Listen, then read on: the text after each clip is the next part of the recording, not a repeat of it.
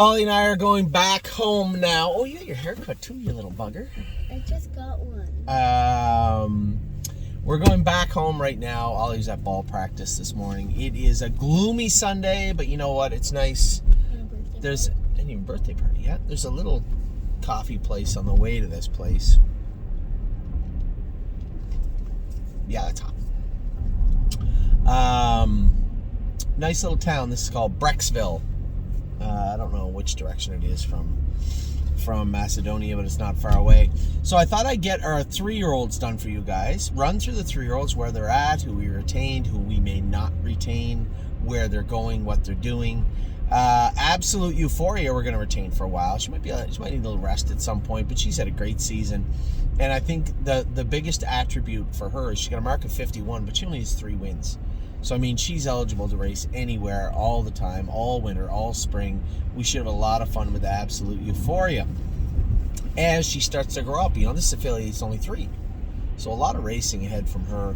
Hopefully her best step forward will be in 2024, and that's certainly not taking away anything that she's done in 2023. A Sliver of Fashion was a winner the other day. The only problem with my old buddy Sliver is he may find himself in some scheduling difficulties. He has to move up in class now. I have to talk to Tim today about a number of horses. What we like to do is move them around a little bit, so we might move him over to the Meadows and bring one back home. I'm not really sure if there's anything to bring back to Northfield or not. We'll see. But Sliver may fit something a little bit better in Pennsylvania, either now or in the coming weeks. Brace for Landing was great the other day. He's in to go again this week. Happy to see him doing some better work. If he starts getting a little tough or look a little tired, then we'll probably give him a little rest and bring him back. But I hope, because I have done a lot of talking about this horse for 2 years, I hope that this horse comes back and has an incredibly strong 4-year-old season, both for him but for us also. He is a nice horse, and he's always on that cusp, right? He's always right there, close to being the horse we want him to be, but close to not also. And I hope he picks the right side of the fence for 2024. Carter Michael Dio was in 2-6 the other day, very close. Dominic says he's training great and looking great. Yeah, that's where I went to camp. Really? Yeah, the 5 miles down that way is the Cuyahoga Valley National Park. Oh, cool. I didn't know that.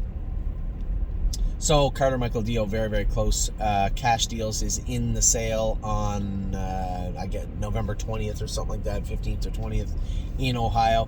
Coupe de Ville is a horse we will sell her this fall. Should be sold as a broodmare prospect. Here's a mare that made 100,000, took a mark of 56.5 mile track, won multiple stake races. She's just a nice filly that's going to make a nice broodmare. Cupid Express, again, hard to get a read on her. I trained her yesterday. I thought she trained great. She's coming into this week's race good. How's she going to do at Northfield Park? How's she going to do moving forward? Good, I hope. If she doesn't, she won't be in a position where we will rest her and bring her back at 4. Someone else will bring her back at 4. We'll probably sell her later on in the fall. We'll see. Cutie Cumber's definitely going to be sold. She's in to go in Harrisburg's sale. Some pretty potent pedigree there in that filly, and I suspect she'll be sold in Harrisburg. Five Fish Species, again, she won't be sold because a large number of the ownership are breeders, right? Steve and Jeff want to keep this mare and keep this filly and sell her, so I imagine we'll come to some sort of amicable agreement between the owners and Steve and Jeff. I would imagine that won't be hard to do over the next little while. When she's done racing. So when she gets up into a class where she just can't do, that will likely be it for Five Fish Species. What I'd love to see, I can't believe it, she's had such a good year. She has 100,000 in her sights as far as that benchmark of making that lifetime. She's up to, I think, 80 or so right now, and I think she easily could get there before the end of the year. Gandalf the Black will miss this week, but he'll be in next week. I think he deserves it. You know, I think we got a pretty good handle on him now. Happy with the way he looks, how he's racing. Last week's race, he was a little bit sick, showed some flecks of blood, obviously, the next day when we scoped him. But I think his appetite is picked up. He's sound. Dr. Latessa's got a real good handle on any of the issues that are bothering him. I think Gandalf the Black's next start will be a very, very good start. Very, very good start for him. Alakai the third has been racing good. I like this filly. I like everything about her. She looks nice. Horn player. Have now had some people calling, asking about buying her. Some people wanted to buy her before the sale, but that ship has sailed. She's in the sale, in print now. She will go to Harrisburg, and you know what? They can duke it out there.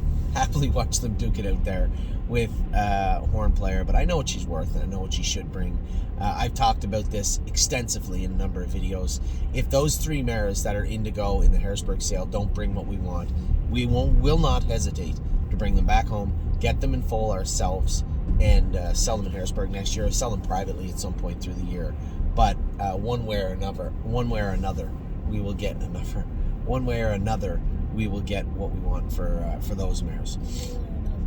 Yeah, Nothing But a Dreamer has been racing good. Again, he's not really a horse we're going to hold over till 4.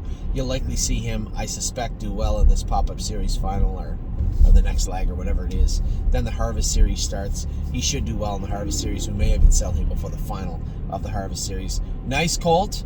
Had a slow start to the year, but is starting to come on now. Has won his last 2 and looked good doing it. Last time at $2.10 on the board from Post 10. That was a huge wager from somebody on a trotter from Post 10 that showed a break in the gate 3 starts before, but someone bet him. Smoking Hot Irish Girl is another filly we'll sell towards the end of the fall when she maximizes her ability to do well. When she gets up around 7, 8, 9, 10 wins and money made, I think at that point we'll probably pull the plug and sell her. She holds some value too. This is Yes's sister, so decent pedigree there. I think we'll do just fine with her also throughout the fall. Spitfire Overseas got beat his last start, but didn't race bad. I'm glad we didn't take him to the Breeders' Crown, but I didn't think the horse raced bad. He's actually going to be shipping to Ron Burke's barn on Monday. He's going to Indiana. He's going to race in the Pegasus, and then he's going to race in the Carl Erskine, and then that will be it for him in the staking season. We'll see where we go with him. There's lots of options with Spitfire Overseas. He's going to make a really nice 4-year-old, I believe. He's a horse he's a horse that we will retain and bring over into his 4-year-old season. And for those of you who don't know why, here's a horse that probably, if he didn't have that episode at the start of the summer, probably would be sitting on somewhere around 200 or 250 made right now. The fact that he came back and has done as well as he's done is pretty incredible, and pretty impressed with the way he's behaved the last little while. Certainly not upset at all about Spitfire Overseas and how he's been doing. Stay Special. Stay Special is back training now. I suspect she'll be ready sooner than later. Steel Cowboy, I turned out in the field. Just can't get him in regularly right now. This horse that had been, for the most part, disappointing since we got him. That 1 win at Oak Grove was impressive. But I would like to see By the Missiles brother show up. That would be nice. We'll see how he does when we bring him back in. Swinging Senorita, another filly, raced well the other day. I think you're going to see her race better and better. Her GGT was high, her AST was high. She's going to have a better outing in her next start, and she has 1 or 2 more after that in Indiana. November the 3rd will be her last start, though. She will head to Harrisburg, where she'll likely be sold, and if we don't get the right money for her, then we'll keep her. Simple as that. We'll get her in full and sell her in full.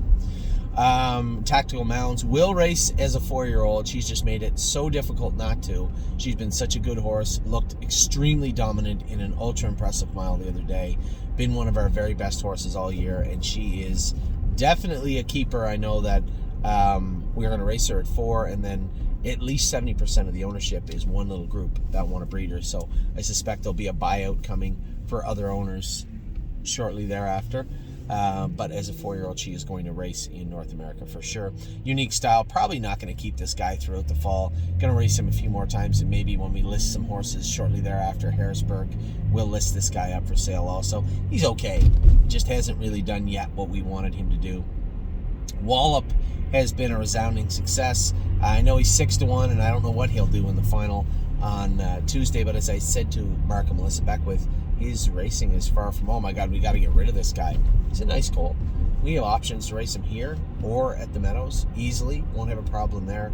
He's been a good horse for us, and I think, again, and with his allowance on his earnings as a 3-year-old, he can race at Mohawk also. So I'm not really that worried about Wallop and where he's going to go. First things first, I'd like to see him race well in the final on Tuesday. Warwi Yuri is out. We castrated him. We're going to give him a month off and bring him back, and expect him full speed ahead when we come back. All the training wheels will be off. I've told everybody, just wait. When he grows into his body, he's going to be a nice horse. Well, that phase should have begun to start. We're not keeping him forever, and I suspect Warwi Yuri will do just fine when we bring him back in another few weeks. What a mission. I'm going to give him a couple of weeks off. He was sick his last start and entered back in short notice. We scratched him out of his race last night. We'll give him a couple of weeks on the grass just to relax, and then bring him back in to race throughout the fall. Another horse with 3 or 4 parimutuel victories. Should have a lot of fun with him throughout the fall into the winter. And at some point he'll leave us, but I'm not going to leave him with money on the table, so to speak. So we'll keep mission going, keep him moving forward for the time being, and see where that leads us into the fall/winter racing season. So with that, that's all your 3-year-olds. I'll be back in a minute to talk about the 2-year-olds. Lots to talk about. Most of them, excuse me, most of them have been turned out. Thank you. Most of them have been turned out now. We have a couple finishing off their staking season. What? Train. Yep. Most of them have finished their staking season and turned out. Some of them didn't get to go through their staking season and are ready to go now, or will be ready soon. We'll talk about all those in just a minute.